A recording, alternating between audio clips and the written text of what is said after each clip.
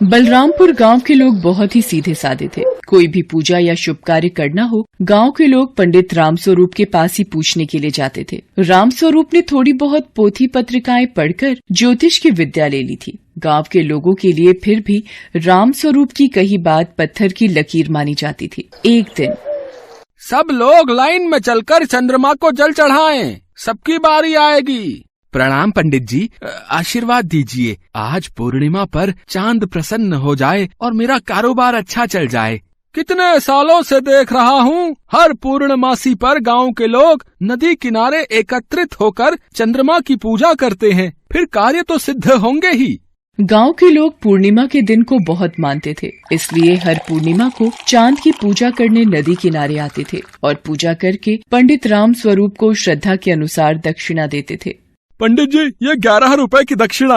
पंडित जी, ये 2 किलो आम लाया था आपके लिए।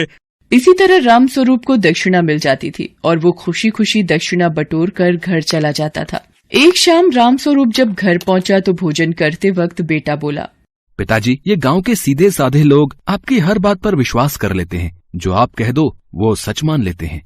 हाँ जयदेव बेटा, वो तो है, मेरी कही बात पत्थर की लकीर है इस गांव में। एक बात बोलूं पिताजी, कब तक आप इस छोटे से गांव में रहकर जीवन गुजारते रहोगे? गांव के लोग ये थोड़ी बहुत दक्षिणा दे जाते हैं, इससे तो बस 2 वक्त की रोटी की ही गुजर बसर होती है। क्यों ना कोई बड़ा हाथ मारा जाए और फिर इस गांव से चंपत हो जाएंगे और किसी बड़े शहर में जाकर आराम की जिंदगी गुजारेंगे। मैं कुछ समझा नहीं बेटा जयदेव। जयदेव अपने पिता पंडित रामस्वरूप को एक तरकीब बताता है, जिसे सुनकर रामस्वरूप की आंखों में लालच की एक चमक उभर आती है। कुछ सप्ताह बीतने के बाद एक दिन, पंडित जी, इस बार पूर्णिमा कब की है? महाशय, इसी मंगलवार को पूर्णिमा का शुभ दिन है। पंडित रामस्वरूप के कहने पर गांव के सब लोग नदी किनारे पूर्णिमा के चांद की पूजा करने आने लगते हैं। सुमित्रा बहन, चांद नजर नहीं आ रहा, ये तो आसमान में अंधेरा छाया हुआ है। हाँ राधा बहन, चांद तो दिखाई ही नहीं दे रहा, तारे ही नजर आ रहे हैं बस। चलो सब पंडित रामस्वरूप से पूछते हैं। पंडित जी, आज पूर्णिमा है पर चंद्रमा तो आसमान में दिखाई ही नहीं दे रहा। पंडित जी, आप चुप क्यों हो? आप कुछ बोलिए। ये पूर्णमासी की पूजा कैसे होगी अब चांद कहाँ गया पंडित जी? गाँव वालों, जिस बात का मुझे डर था वही हुआ, चांद की चोरी हो गई। क्या? चांद की चोरी? हाँ, चांद की चोरी। कल रात भगवान मेरे सपने में आए और बोले कि एक अदृश्य डाकू हमारे गांव से चांद को हमेशा के लिए चुरा कर ले जाएगा, ताकि इस गांव के लोग चांद की पूजा ना कर सके। पर वो अदृश्य डाकू ऐसा क्यों करना चाहता है? भगवान ने इससे बचने का कोई उपाय तो बताया होगा। वो डाकू हीरे जवाहरात, पैसे और आभूषणों का लालची है। उसे ये सब मिल जाएगा तो वो चांद को छोड़ देगा। ये खबर गांव के मुखिया के पास भी पहुंचती है। मुखिया भी पंडित रामस्वरूप की बातों पर विश्वास कर लेता है। अब जब हमारे गांव पर मुसीबत आई है तो इससे सब मिलकर मुक्त होंगे। ठीक है, यदि उस चोर को रुपए और आभूषण चाहिए तो हम दे देंगे, पर कम से कम हमारे गांव को चांद वापस तो मिलेगा, है कि नहीं? गांव वाले एक एक करके जिससे जितना बन पड़ता नदी किनारे रखा था। कोई रुपए, कोई चूड़ी, कोई हार, कोई अंगूठी, जिसके पास जो भी था सब चांद की चोरी करने वाले चोर के लिए नदी किनारे रखता गया। 5 दिन बीत गए थे। जयदेव बेटा, लगता है सभी गांव वालों के पास जो कुछ भी संपत्ति थी वो सब दे चुके हैं। अब किसी के पास कुछ भी नहीं है देने को। तो ठीक है पिताजी, हम कल तड़के ही चुपचाप बहाने से गांव से भाग जाएंगे। रामस्वरूप और जयदेव गांव वालों को लूटकर भागने की योजना बना चुके थे। उधर मुखिया परेशान था। मुखियाइन, पता नहीं हमारे गांव से ही चांद की चोरी क्यों हुई। हमारे गांव के लोग तो हर पूर्णिमा को चांद की पूजा करते हैं। बेटा गोविंद, जब 2 लोग बात कर रहे हो तो बीच में शोर नहीं करते। अरे ये गोविंद को तेरे भाई ने मोबाइल फोन लेके क्या दे दिया है? सारा दिन इस पर संगीत सुनता रहता है। गोविंद, तुम्हें पता भी है तुम्हारे पिताजी और मैं कितनी जरूरी समस्या पर बात कर रहे हैं। गांव में चांद की चोरी हो गई है। पिछले हफ्ते पूर्णिमा को चांद चोरी हुआ था, नजर ही नहीं आया आसमान में। चांद चोरी हो गया? अरे माँ, रुको, मोबाइल फोन में सारी ताजा खबरें आती हैं कि कब कहाँ क्या हुआ है। पूर्णिमा के दिन हुआ है ना चोरी। रुको, मैं अभी बताता हूँ। गोविंद मोबाइल फोन में देखने लगा। कुछ देर देखने के बाद माँ ऐसी तो कोई खबर ही नहीं छपी। और पूर्णिमा तो इस शनिवार को है। पिछले दिनों तो अमावस्या गई थी, पूर्णिमा तो अब आएगी। क्या पूर्णिमा शनिवार को है? अब तो उस दिन अमावस्या थी। मुखियाइन, मुझे सारी बात समझ में आ गई। रामू, लाखन, जरा पंडित राम स्वरूप के घर चलना है, जल्दी चलो। मुखिया आदमी और गांव वालों के साथ पंडित राम स्वरूप के घर पहुंचता है। राम स्वरूप अपने बेटे के साथ भागने की तैयारी में था। अरे मुखिया जी, मैं बस ये सारे जेवर और पैसे उस चोर को देने ही जा रहा था। पकड़ लो इन मक्कार बाप बेटों को और गांव से बाहर छोड़कर आना, दोबारा इनकी शक्ल ना दिख जाए। गांव वालों को पंडित राम स्वरूप की मक्कारी पता चल जाती है। अमावस्या की रात को पूर्णिमा बताकर पंडित राम स्वरूप गांव वालों को लूटकर भागना चाहता था, पर समय रहते गोविंद ने सच्चाई सामने रख दी। सभी को समझ आ गया था कि आंखों पर पट्टी बांधकर किसी पर भी अंधा विश्वास न करने में ही समझदारी है। अगली पूर्णिमा पर चांद को देखकर गांव वाले खुश हो जाते हैं और पूरे विधि विधान से चांद की पूजा करते हैं। पंडित राम स्वरूप को अपने किए की सजा मिल जाती है। सब गांव वाले मुखिया के बेटे गोविंद की वाहवाही करते हैं।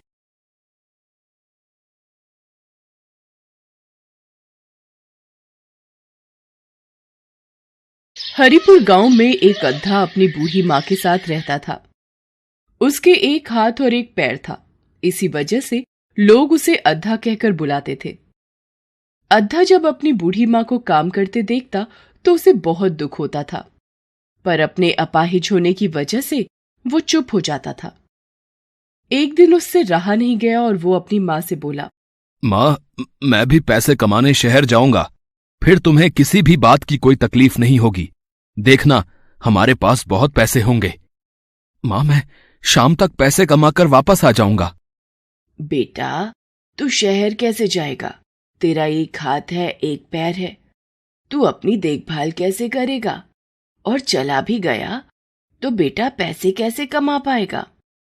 माँ, तू बस जाने की इजाजत दे दे, बाकी मुझ पर छोड़ दे, मैं चला जाऊंगा। मैं तेरी और तकलीफ नहीं देख सकता माँ। ठीक है बेटा, पर शहर में अपना ध्यान रखना। मैं रोटी और सब्जी तेरे लिए बांध देती हूँ, रास्ते में खा लेना। माँ से जिद करके अद्धा शहर की बस में बैठ गया। उसे तो बस माँ के लिए पैसे कमाने थे, इसी आस पर वो घर से निकला था। कुछ घंटों में अद्धा शहर पहुँच गया। अद्धा पहली बार शहर आया था। वो इधर उधर घूमता रहा।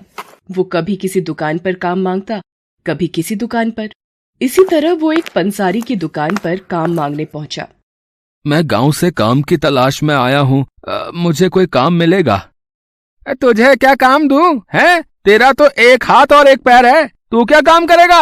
नहीं नहीं, मेरे पास तेरे लिए कोई काम नहीं है, चल जा यहाँ से, जा। अब मैं क्या करूँ? मैंने माँ को वादा किया था कि पैसे कमा कर ही गांव वापस लौटूंगा, पर यहाँ तो कोई काम नहीं दे रहा। चलते चलते अद्धा एक सब्जी मंडी में पहुंच गया। सब्जी मंडी में काफी भीड़ थी। अद्धा सोच में पड़ गया। यहाँ तो काफी भीड़ है, मैं ऐसा क्या करूँ कि शाम तक मेरे पास पैसे इकट्ठे हो जाएं? पहले थोड़ी देर बैठ जाता हूँ, फिर सोचता हूँ। हाँ। अद्धा वही सब्जी मंडी में जमीन पर एक किनारे कपड़ा बिछाकर बैठ गया। तभी वहाँ से गुजरते हुए एक आदमी ने अद्धे को देखकर सोचा शायद कोई जरूरतमंद है।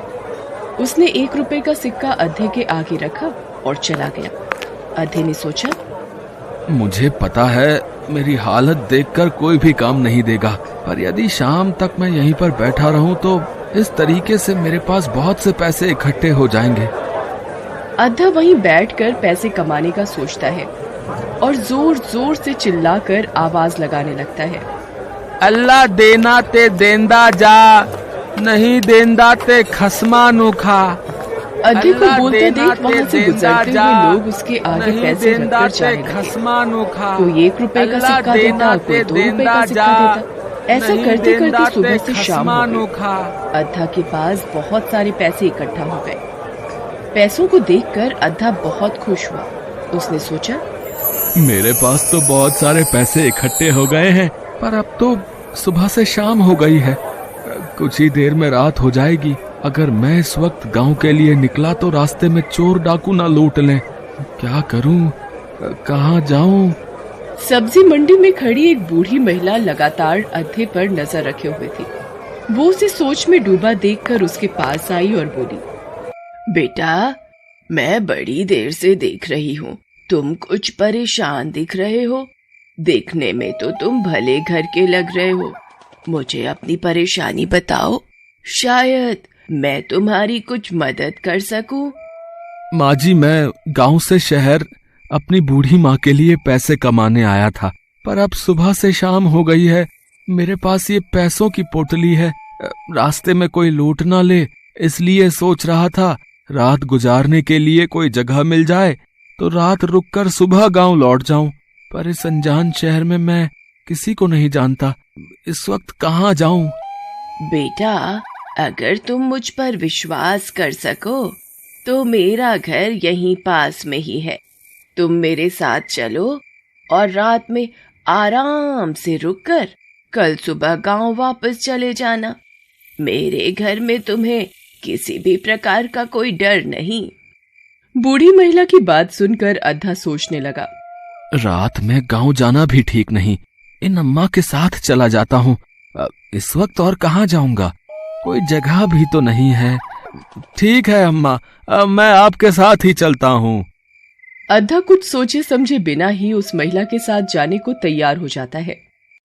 घर पहुंचने पर महिला उसे कहती है, बेटा, तुम हाथ मुंह धोकर यहाँ चारपाई पर बैठो, मैं तुम्हारे लिए भोजन लाती हूँ, फिर तुम आराम से सो जाना। बेटा, वो जो तुम्हारे पास पैसों की पोटली है वो तुम मुझे दे दो, मैं उसे संभाल कर संदूक में रख देती हूँ और ताला लगा देती हूँ। सुबह जाते वक्त ले लेना। अद्धा भोजन करके जैसे ही सोने लगता है उसे आवाज सुनाई देती है, इस अद्धे को तो एक ही बार में खत्म कर दूंगी। बस एक बार चाकू की धार तेज कर लूं, फिर तो इसका काम तमाम समझो। पैसे जोड़कर गांव ले जाना चाहता है? अरे मेरे हाथों से जिंदा बचेगा तभी तो जा पाएगा। महिला पत्थर पर चाकू घिसने लगी। उसकी इस हरकत को अद्धा देख और सुन रहा था। वो थोड़ा चौकन्ना हो गया और नींद में होने का नाटक करने लगा। जैसे ही महिला चाकू की धार लगाने लगती है, अद्धा गुनगुनाने लगता है, माई आंख मटकान देया, मैं वेख रहा तेनू, पत्थर चाकू घिसके तू अजमारेगी मैनू। अरे ये नींद में क्या बड़बड़ा रहा है? ये तो सोया ही नहीं। पहले इसे सोने देती हूँ, फिर चाकू घिसूंगी। अद्धा फिर वही दोहराने लगता है। बूढ़ी महिला फिर चाकू घिसना रोक देती है। ऐसा करते करते पूरी रात बीत जाती है। अद्धा भी रात भर नहीं सोता। बूढ़ी महिला सोचती है, अब एक ही रास्ता है, इसकी पैसों की पोटली तो मेरे पास ही है। मैं थोड़ी देर के लिए बाजार जाने का बहाना करके घर से बाहर चली जाती हूँ। जैसे ही ये इधर उधर होगा तो उसी वक्त इसकी पोटली गायब कर दूंगी और बोल दूंगी कि चोर चुरा कर ले गए। थोड़ी देर रोएगा और चुपचाप यहाँ से चला जाएगा। ऐसे इससे मुझ पर शक भी नहीं होगा। अरे बेटा, उठ गए? रात भर शायद तुम्हें नींद नहीं आई। मैंने देखा रात भर तुम करवटें ही बदलते रहे। चलो कोई बात नहीं, तुम नहा धोकर कुछ खा लो, मैं जरा कुछ जरूरी सामान लेकर आती हूँ। बूढ़ी महिला बाजार का बहाना करके घर से बाहर चली जाती है। तभी अद्धा सोचता है, यही मौका है इस चालाक बुढ़िया से बचने का। वो तो भगवान का शुक्र है रात में मेरी आंख नहीं लगी। अगर जरा सी भी चूक होती तो ये मेरा काम तमाम कर चुकी होती। अब इससे पहले ये बुढ़िया आए, जल्दी से अपने पैसों की पोटली लेता हूं और यहां से भाग जाता हूं। अरे, इस संदूक पर तो ताला लगा है, मुझे ये ताला तोड़ना ही होगा, पर कैसे तोड़ूं? तभी अद्धे को वहां एक पत्थर पड़ा दिखाई देता है। बड़ी मुश्किल से एक ही हाथ से जैसे तैसे वो पत्थर को उठाता है और ताला तोड़ने की कोशिश करता है। उसकी कोशिश कामयाब होती है और संदूक का ताला टूट जाता है। वो खुश हो जाता है और जैसे ही वो पोटली उठाने लगता है वो देखता है, अरे अच्छा, ये अपना 100 का नोट भी इसमें संभाल कर रखा हुआ है इस ठगी बुढ़िया ने। है, ये भी उठा लेता हूँ, तभी इसको सबक मिलेगा कि किसी लाचार व्यक्ति को बहलाकर उसको लूटने की क्या सजा मिलती है। अद्धा अपनी पोटली और बूढ़ी महिला का 100 रुपए का नोट उठाकर जल्दी से वहां से चला जाता है। महिला वापस आती है और देखती है, अरे अद्धा कहाँ गया? कहीं नजर ही नहीं आ रहा, शायद अंदर होगा। अरे वो तो यहाँ भी नहीं है, कहीं सड़क पर तो नहीं चला गया मुझे ढूंढने के लिए? बिना अपनी पोटली लिए तो वो कहीं नहीं जाएगा और संदूक पर तो ताला लगा हुआ है। जब तक आता है उसकी पोटली गायब कर देती हूँ। अरे ये क्या, संदूक खुला हुआ है और इसका ताला भी टूटा हुआ है। हे राम, वो अद्धा तो अपनी पोटली लेकर भाग गया। मुझे तो लगता था कि वो ताला नहीं तोड़ पाएगा। हे राम, मेरा 100 का नोट भी गायब है। वो अद्धा तो मुझे ही लूट कर भाग गया। मेरा 100 रुपए का नोट भी ले गया।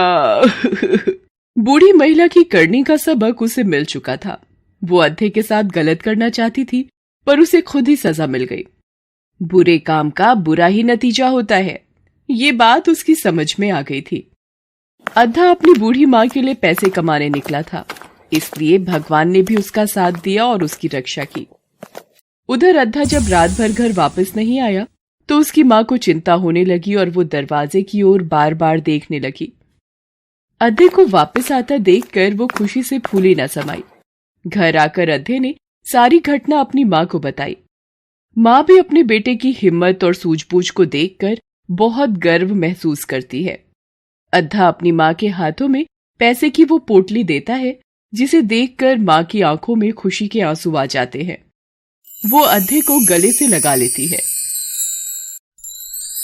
Thanks for watching.